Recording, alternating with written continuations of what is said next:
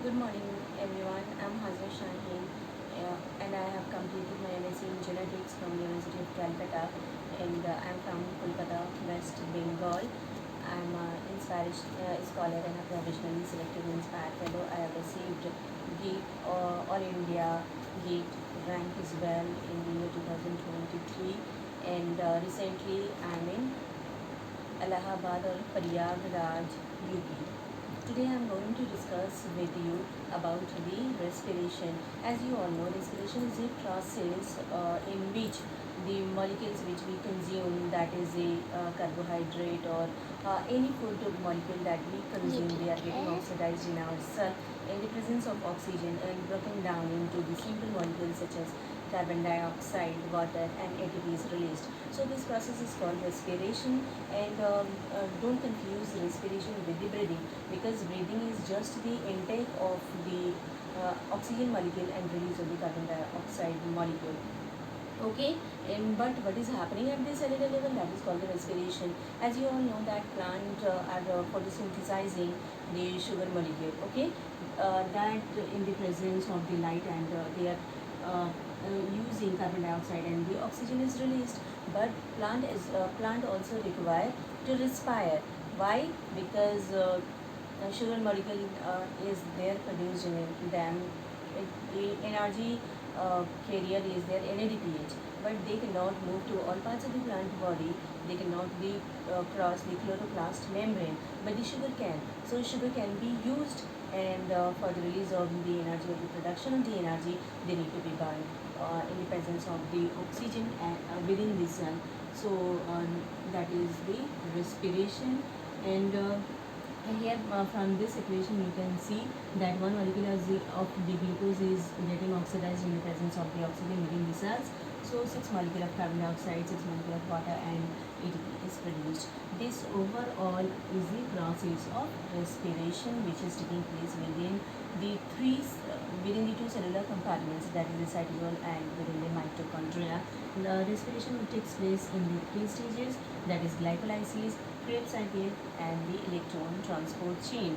Glycolysis starts when we are taking the glucose molecule and they enter into our cell.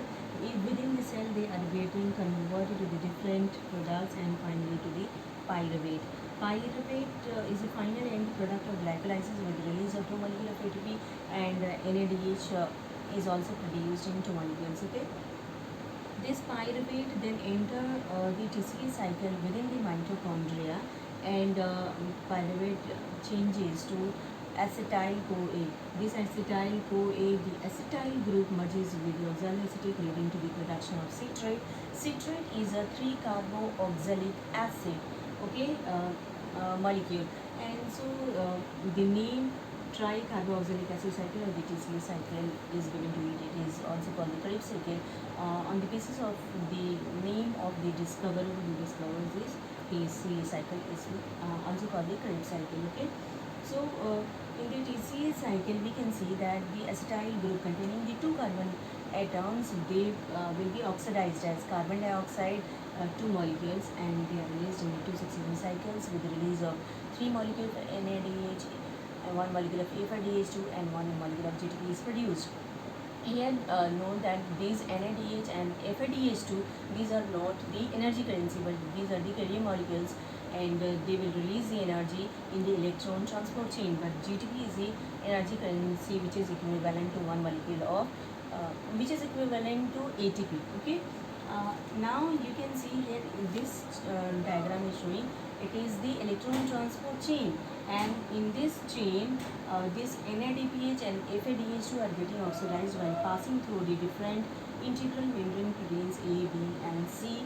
In turn they will release NAD plus and FAD2 plus respectively, and at the same time they are pumping hydrogen ion from the matrix to the intermembrane space. Intermembrane space is having so more concentration of hydrogen ion concentration, and this will lead to the channelized movement of the hydrogen ion from the ATP synthase into the matrix, leading to the rotation of F1 part of this ATP synthase, and leading to production of ATP, and some of the hydrogen ion which are present here in the matrix, they will combine with the oxygen, leading to the production of water. So overall we can see that in the final stage of the uh, respiration, that is in the electron transport chain, oxygen is utilized for the final production of water, and oxygen is also used in the production of carbon dioxide in the TCA cycle, as we have seen. So these are the overall process of respiration.